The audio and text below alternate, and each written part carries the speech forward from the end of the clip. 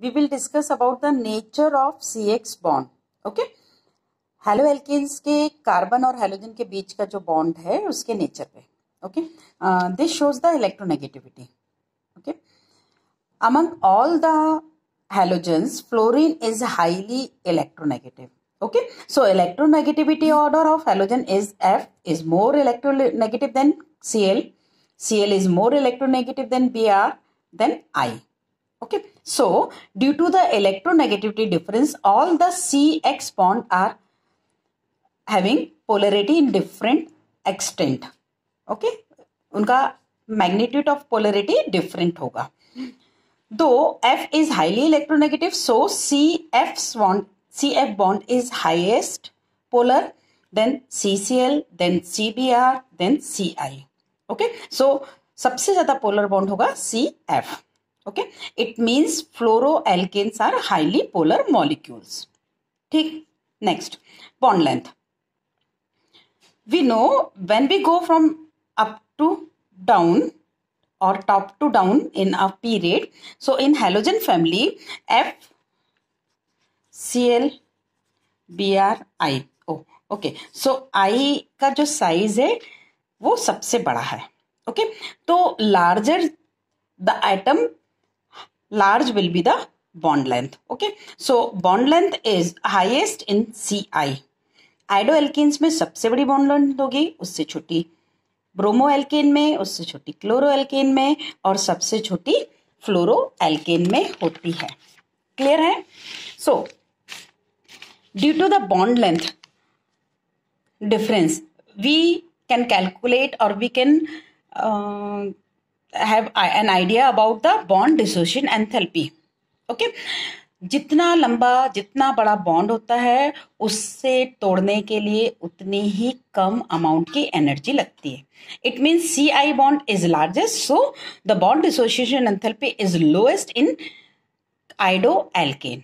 Okay, सब CF में ज्यादा लगेगी, छोटा बॉन्ड है, स्ट्रेंथ ज्यादा है, तो CCl में उससे थोड़ी कम, CBr में और कम, Ci में सबसे कम. मतलब ये सबसे जल्दी डिसोशिएट होता है. Okay, next comparison of dipole moment. Dipole moment is represented by mu and its unit is debye. Okay, how will we calculate mu? Mu is equals to Q into D. Q is the charge of atoms and D distance between the nucleus of both the atoms. Clear? So here one observation is found that though F is highly electronegative and CF bond is highly polar, even it has polarity dipole moment lower than the CCl because F, due to the extremely small size of F का छोटा size है, मतलब distance कुछ ज्यादा ही छोटी है. माना कि उसका Q बढ़ गया है बट डिस्टेंस कुछ ज्यादा ही छोटी है, तो रिजल्टेंट जो म्यू है वो CF का हमेशा लोअर आता है CCl से. Clear? Next is physical properties of halo alkanes. Clear है? तो फिजिकल प्रॉपर्टीज में हम उसके melting point, boiling point, solubility, इन सबको कंपेयर करते हैं. तो फर्स्ट इज सॉल्युबिलिटी. ठीक है, so all these haloalkanes are polar in nature. ठीक है, कार्बन और हेलोजन की इलेक्ट्रोनेगेटिविटी डिफरेंस की वजह से पोलर तो हैं, बट ये इतने पोलर नहीं हुए हैं कि वो वाटर से हाइड्रोजन बॉन्ड बना सके या वाटर में जो ऑलरेडी प्रेजेंट हाइड्रोजन बॉन्ड है उसे वो ब्रेक कर सके. तो वही सब्सटेंस डिसॉल्व होते हैं वाटर में जो कि वाटर से हाइड्रोजन बॉन्ड बना सके या उसके बॉन्ड को तोड़ सके. क्लियर? तो ये है तो पोलर, चूंकि वो पोलर है इसलिए स्पेरिंगली सॉल्युबल है, बहुत ही कम सॉल्युबल है. तो फिर ये ऑर्गेनिक कंपाउंड्स में ज्यादा सॉल्युबल होते हैं. Okay, next is density. If we take common R, alkyl group यदि सब में कॉमन है, suppose methyl group, methyl iodide, methyl bromide, methyl chloride and methyl fluoride को यदि हम कंपेयर करें तो चेंज क्या हो रहा है? सिर्फ हेलोजन. सो हेलोजन के चेंज से, चूंकि आयोडीन हैवीएस्ट हेलोजन है, सो इसकी डेंसिटी सबसे ज्यादा, उससे कम और कम, सबसे कम. Simple. Next is boiling points. Okay, तो बॉइलिंग पॉइंट्स के लिए यदि हम फिर वही कंपैरिजन करें उसी ग्राउंड पे, यदि हमने अल्काइल ग्रुप कॉमन रखा है तो चेंज कहाँ आ रहा है, हैलोजन में आ रहा है, और हैलोजेंस का साइज बड़ा है, फिर उससे छोटा, फिर छोटा, फिर छोटा। इट मीन्स सरफेस एरिया सबसे ज्यादा इसका होगा। तो जहां पर भी कोवलेंट कैरेक्टर होता है तो मॉलिक्यूल का हम सरफेस एरिया भी देख लेते हैं या उसका अपना मोलर मास भी देख लेते हैं। तो मोलर मास के कंपैरिजन जैसे के बेस पे यदि कंपेयर कर रहे हैं तो ये सबसे ज्यादा इसका बॉइलिंग पॉइंट, फिर उससे कम, फिर सबसे कम, फिर सबसे ज्यादा कम। ओके, फिर आइसोमेरिक हैलाइड्स में क्या होता है, आइसोमेरिक हैलाइड्स में suppose we will take this one. Suppose हमने एक ब्यूटेन का हैलाइड ले लिया, ठीक है, इसका आइसोमर क्या होगा, 1 2 3 ये होगा, है ना। एक और आइसोमर इसका बनेगा ये, है ना। तो इसमें क्या है, ये टर्शरी है, ये प्राइमरी है, बट यहाँ पर एक ब्रांच हो गई है, ये भी प्राइमरी है बट इसमें ब्रांच नहीं है। तो आप देखिए सरफेस एरिया इनका रिड्यूस होते जा रहा है, सबसे ज्यादा सरफेस एरिया इसका है। ओके, तो प्राइमरी, फिर सेकेंडरी, फिर टर्शरी, सबसे कम होगा इसका। तो ये किस बात पे डिपेंड कर रहा है, उनके सरफेस एरिया पे डिपेंड करेगा। Okay, next is stability order. Simple, bond length यदि बड़ी है तो स्टेबिलिटी कम होगी, तो सबसे कम स्टेबल आयोडाइड्स होते हैं किसी भी एक फिक्स्ड या कॉमन अल्काइल ग्रुप के लिए। Okay, now the next topic is chemical properties. Okay, because of electronegativity of halogens, the carbon halogen bond becomes polar. Due to electronegativity difference, the shared pair of electrons shifted towards halogen. Okay, because halogen is highly electronegative as compared to carbon. So halogen acquires partial negative charge and simultaneously carbon having partial positive charge. When carbon having positive charge, so it becomes a attraction center for a nucleophile species.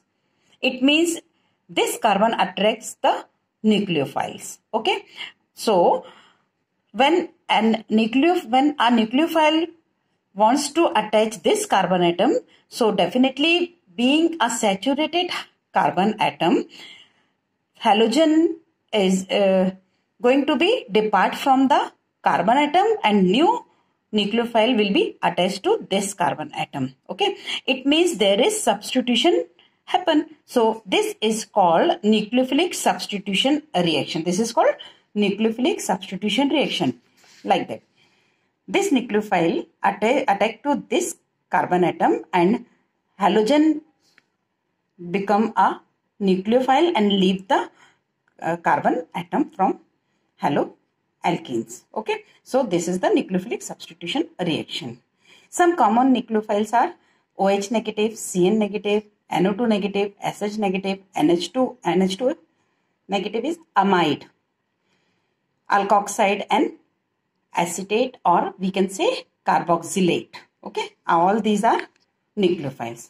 Okay, so in haloalkanes nucleophilic substitution may takes place in two ways. दो तरह से हो सकता है. In previous video of nucleophilic substitution reaction, you can revise this again, and after that you can put the concept in these reactions, apply these concepts. Okay, so unimolecular nucleophilic substitution reaction, it means SN1. Okay, in this pattern, first haloalkane dissociated into R negative, R positive and X negative. Okay, this is the carbocation. Okay, SN1 mechanism में हमेशा carbocation बनता है intermediate. Carbocation are unstable because they have positive charge and they have 6 electron in outermost shell of the carbon. Okay, so they always demand in electrons. Okay, and this step is slow step, and being a slow rate of reaction, this is also known as rate determining step. Okay, this is rate determining step. So rate determining step में carbocation बन रहा है, slow step है, तो जो भी carbocation बनेगा अब वो प्लेनर है. Carbocation is sp2 and planar. Okay, so जब ये प्लेनर है तो इसके पास दो चांसेस हैं, किसी भी एक प्लेन पे अटैक करने के लिए न्यूक्लियोफाइल के पास दो ऑप्शन है, इधर it will come from upper side और lower side. Okay, so after attachment of nucleophile we will get new substance. Okay, so इस तरह से हमें ये सब्स्टिट्यूशन होता हुआ देखा। अब इसमें जो रिएक्टिविटी ऑर्डर है, एक्चुअल में कार्बोकेटायन यदि बन रहा है इंटरमीडिएट, और जो कार्बोकेटायन होते हैं वो कार्बोकेटायन इस बात पे उनकी अपनी स्टेबिलिटी पे डिपेंड करता है। तो जितना ज्यादा स्टेबल कार्बोकेटायन बनना होगा वो हेलो एल्केन उतना ही ज्यादा रिएक्टिव होगा। फिर से, स्टेबल कार्बोकेटायन जल्दी बनते हैं, ज्यादा बनते हैं।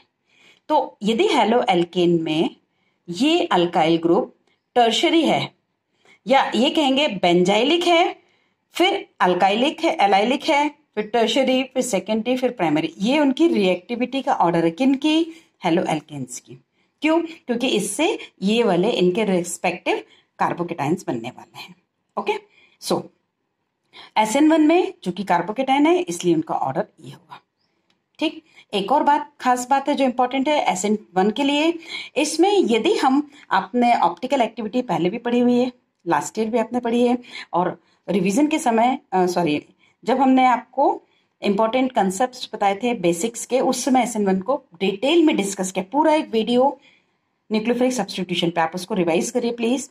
उसमें ये है SN1 में हमेशा हमारे पास equimolar mixture of optically active substance बनता है। मतलब यदि ये डी फॉर्म है ऑप्टिकल एक्टिविटी में तो 50% मॉलिक्यूल्स डी बनेंगे एंड 50% एल फॉर्म बनेंगे, डेक्स्ट्रो एंड लीवो रोटेटरी बनेंगे। इसका मतलब इनका प्रोपोर्शन फिक्स है और सेम है। तो इस वजह से ये जो मिक्सचर बनता है वो ऑप्टिकली इनएक्टिव मिलेगा, though they are optically active but mixture is optically inactive, and this mixture is called racemic mixture and phenomena is called racemisation.